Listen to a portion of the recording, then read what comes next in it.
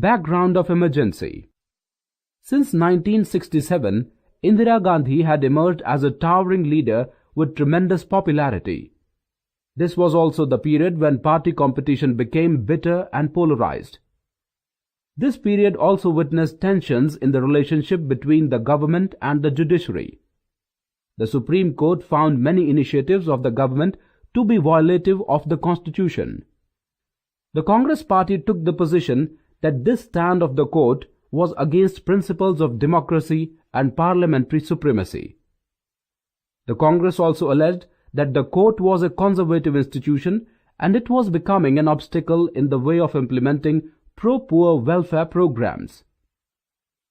The parties opposed to the Congress felt that politics was becoming too personalized and that governmental authority was being converted into personal authority.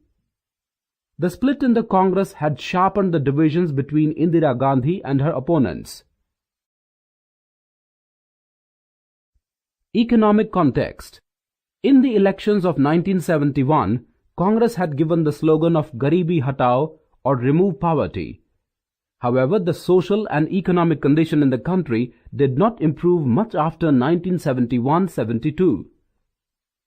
The Bangladesh crisis had put a heavy strain on India's economy.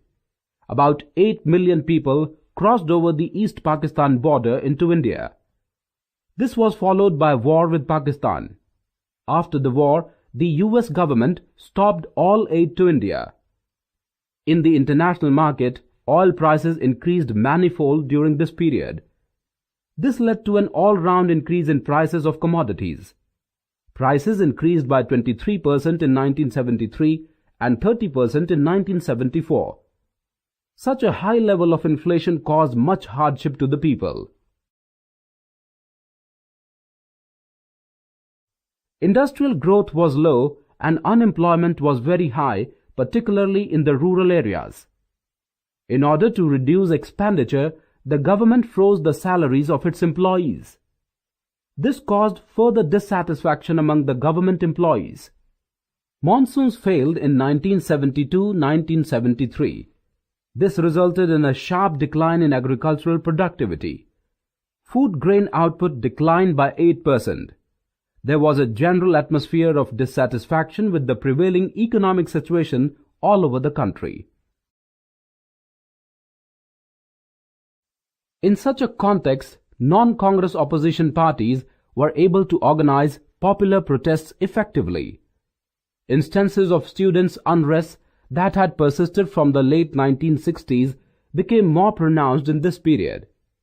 There was also an increase in the activities of Marxist groups who did not believe in parliamentary politics.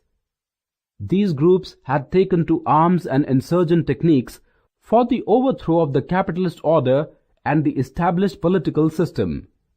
Known as the Marxist-Leninist, now Maoist groups or Naxalites, they were particularly strong in West Bengal, where the state government took stringent measures to suppress them. Gujarat and Bihar movements. Students' protests in Gujarat and Bihar, both of which were Congress-ruled states, had far-reaching impact on the politics of the two states and national politics. In January 1974, students in Gujarat started an agitation against rising prices of food grains, cooking oil, and other essential commodities, and against corruption in high places. The students' protest was joined by major opposition parties and became widespread, leading to the imposition of president rule in the state.